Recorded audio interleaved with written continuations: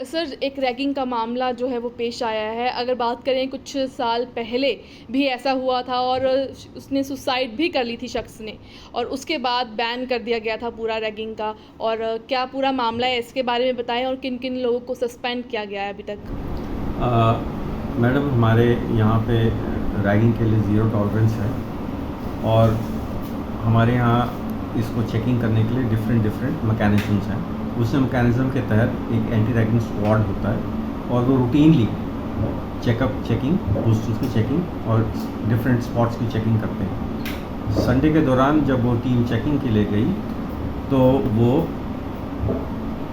जो है संडे को जब वो हॉस्टली चेकिंग गई तो वहाँ उन्होंने पाया कि किसी जूनियर के कमरे में उनको एक सीनियर की कुछ फाइल मिली और उसी दौरान फिर उन्होंने ये पाया कि वहाँ पे जूनियर के पास जो थी वो फाइल थी और उसकी वो रिपोर्ट जो थी एंटी रैगिंग स्क्वाड ने वो प्रिंसिपल ऑफिस को सुबह प्रोवाइड की मंडे को और मामले के संज्ञान लेते हुए उनकी वो जो रिपोर्ट थी जिसमें ये लिखा गया था वो इमीडिएटली हमने एंटी रैगिंग कमेटी को फॉरवर्ड कर दी, सब कमेटी को, और उन्होंने उस पर तत्काल छानबीन करते हुए हमारे को जो है एक रिपोर्ट सबमिट करी, पहली रिपोर्ट।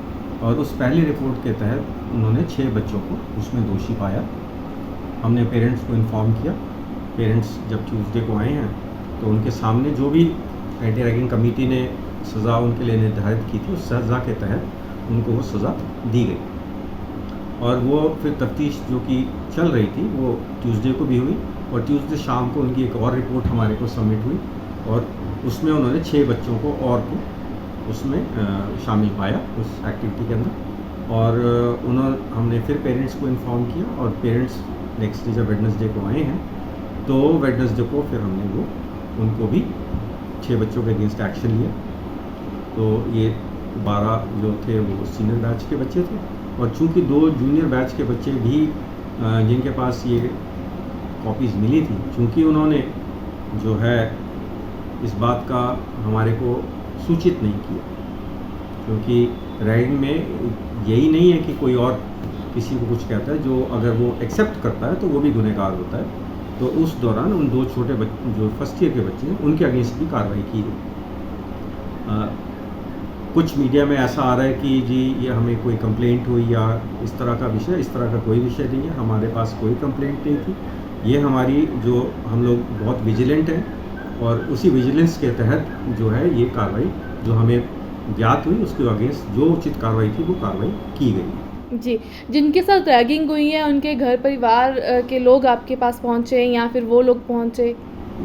मैडम ये सिर्फ हमारे को कॉपीज़ मिली और एंटी रैगिंग का एम्बिट बहुत बड़ा होता है, तो चूँकि उनके पास वो कॉपी मिली गई है तो इसलिए उसको हमने जो हमारी कमेटी थी एंटी रैगिंग कमेटी ने उसको ये माना कि इसको भी रैगिंग के दायरे में लेना चाहिए, तो इसलिए ये कार्रवाई की गई। मतलब कोई भद्दा मजाक या मारपीट जैसा कोई मामला नहीं है? कोई भी इशू नहीं था, ये सिर्फ हमारे को उनके कमरे में ये सामान मिला।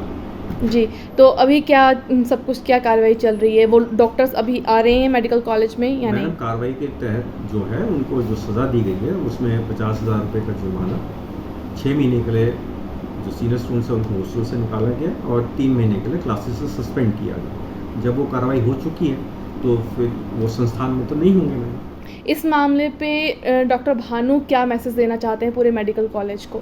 मैडम हमारा डे 1 जब बच्चे आते हैं और subsequently through out the year हमने उनको एक ही बात के बारे में बच्चों को समझाते हैं कि ये संस्थान ज़ीरो टॉलरेंस रखता है रैगिंग के प्रति, और रैगिंग को सिर्फ बच्चे ये ना समझे कि एक रैगिंग फिजिकल फॉर्म है। कोई भी रैगिंग अगर हमें लगता है कि कोई भी विषय इस एम्बिट में आता है तो हम उसको कतई टॉलरेट नहीं करते। ये संस्थान ज़ीरो रैगिंग टॉलरेंस मेंटेन करता है और आगे भी मेंटेन करता है।